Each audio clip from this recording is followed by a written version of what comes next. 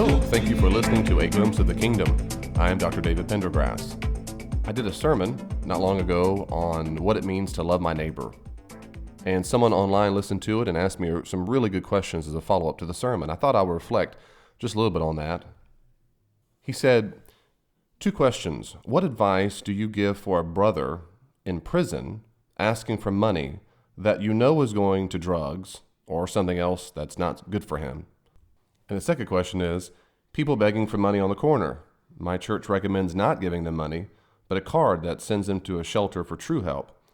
Is that good advice? Should we be doing more like bottled water and non-perishable food? Should we give money? These are really good questions, and this comes up all the time in ministry. I love these questions because they are related to real-world Christianity. They're seeking for wisdom. It was Jesus, of course, who said, "Be as wise as serpents." The serpents were well known in ancient world to be a metaphor, have cunningness or shrewdness, but be as innocent as doves. Doves are white and pure and so forth. So Jesus is saying, don't be naive. Now, in context, that's in Matthew 10, Jesus is speaking about sending the disciples out on mission. He says, look, you're going amongst wolves. So don't be naive. Be ready. Be innocent, but don't be naive. I think it's similar. I think Jesus would say a similar thing for a whole lot of things in life with our resources, our time, our relationships. We shouldn't be naive. A lot of Christians are.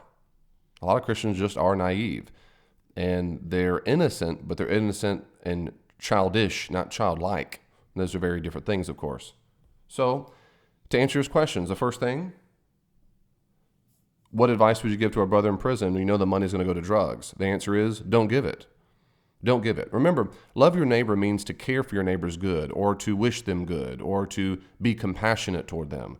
It does not mean that you feel warm, fuzzy feelings. It doesn't mean that you have to give all that you are and you lose yourself. And so, no. It means care for their good. And you do care for your brother's good in prison. So if I had a brother in prison, and I'm thankful I don't, but if I did, if he were in prison, I would care for his good. But sometimes we know the good more than the other person knows it. For example, I know people who are addicted to various substances. I'm not about to give them money. Now, why is that? Because I hate them? No, it's because I care for their good. I love them. I know that their addiction will cause them to make choices that are bad for them.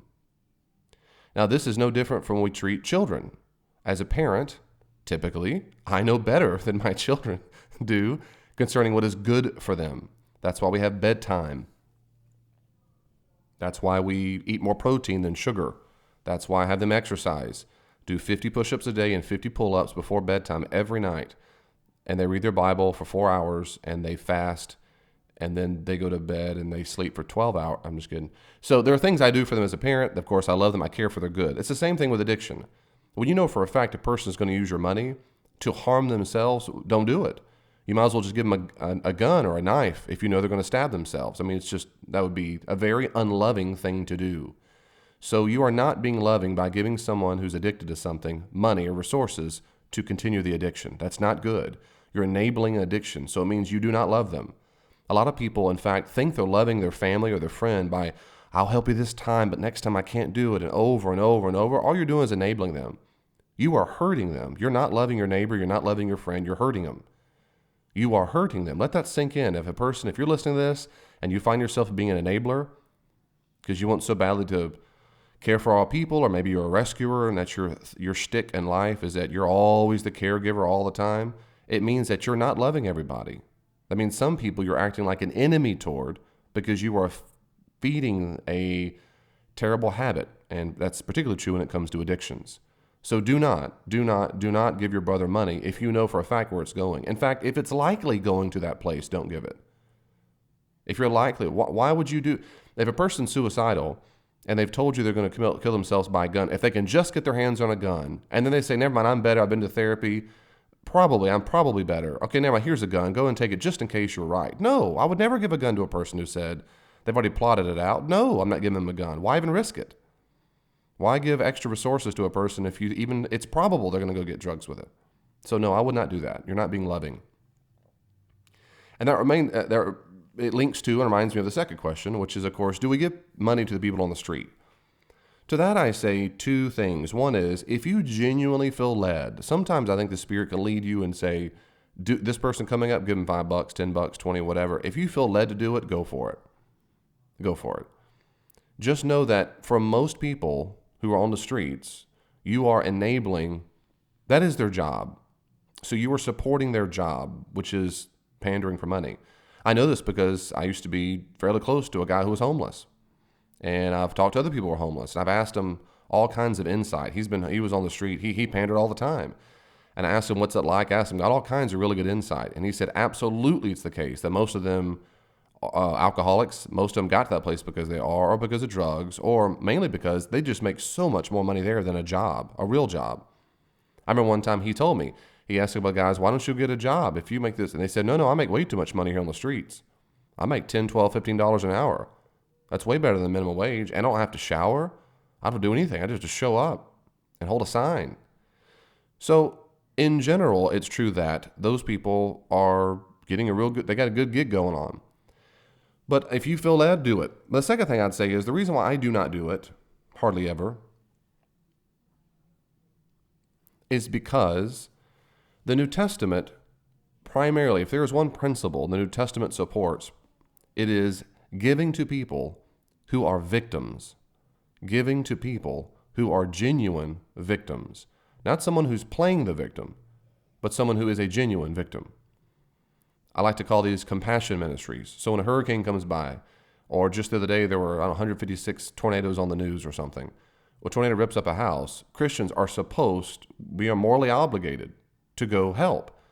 So we go serve, we give. Well, that's because they are genuine victims. We should be Johnny on the spot, first one on the scene. We should beat the government, beat the Red Cross, beat everybody because they need help.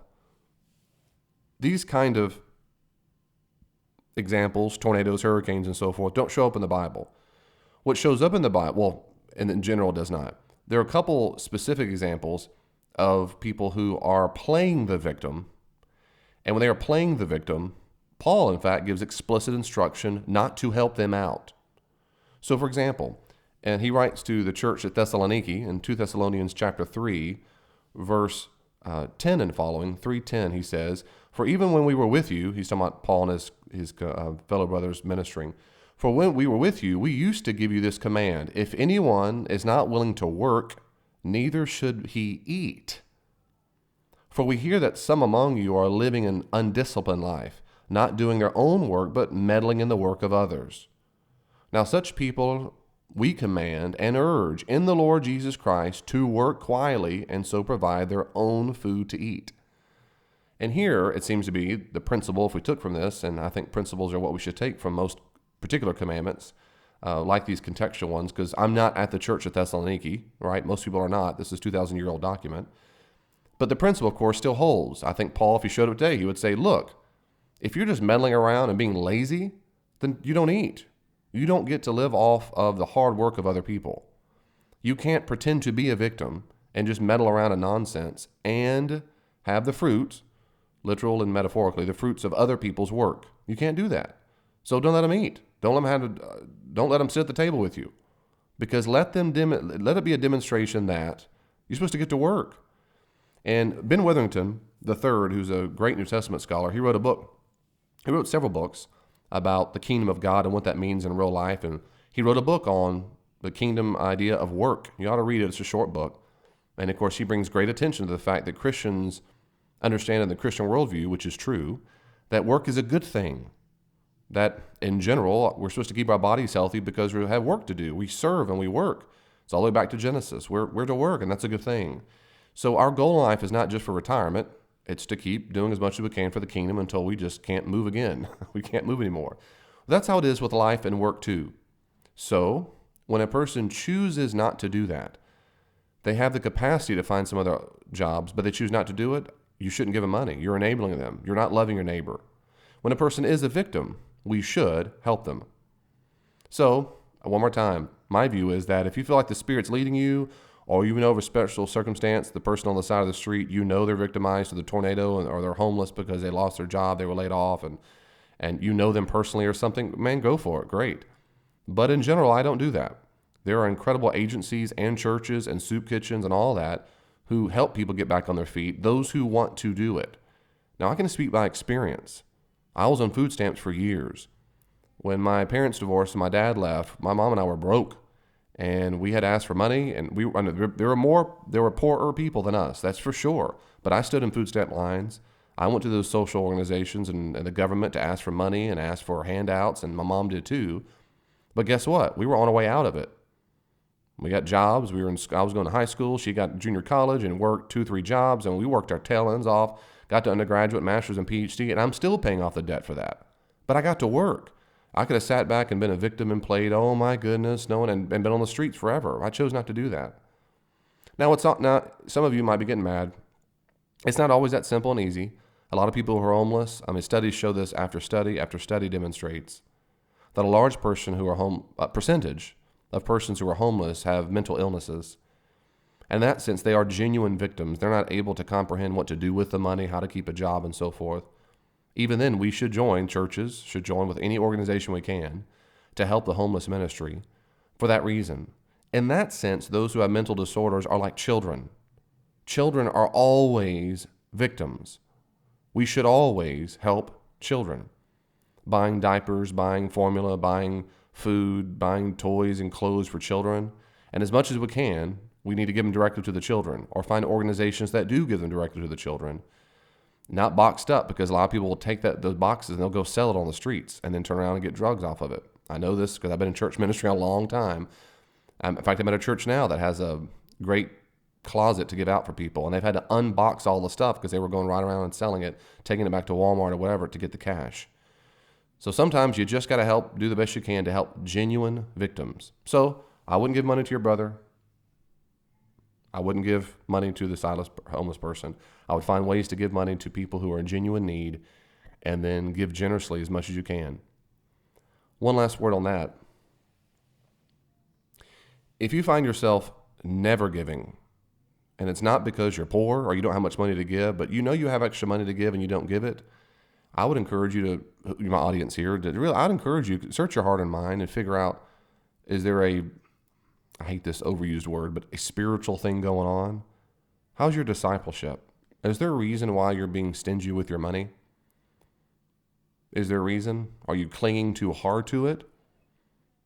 Are you getting or receiving too much security from it? You'll tell a lot about a person where they spend their money, and where they spend their time, where they spend their energy, all that stuff they do. And not everyone can afford to give. Not everyone can. So stop feeling guilty if you're broke and you can't give any money. Stop feeling guilty about that. That's nonsense. You can't give what you don't have. But a lot of people do have more than they need, a lot more than they need. So if you have your hard time giving even to genuine victims, search your heart and your mind and ask God to reveal to you maybe an area of growth. Well, those are my quick thoughts. God bless you, and I'll see you next time. Thank you so much for taking the time to listen to A Glimpse of the Kingdom. I hope you enjoyed the podcast. If you want more, go to davidpendergrass.com, davidpendergrass.com. If you look at the top, you'll see various tabs that have sermons I've preached, a link to all the podcasts I've done so far, a link to my consulting website. For more information about my consulting, see davidpendergrassconsulting.com. Also, you'll see information about the books I've written that are found on amazon.com. So davidpendergrass.com, one-stop shop, all that you need. If you want to reach out to me, follow me on Twitter at Dr. D. Pendergrass, at Dr. D. Pendergrass, and send me a message. I'll see you online. I gotta run and tell about what the Lord has done.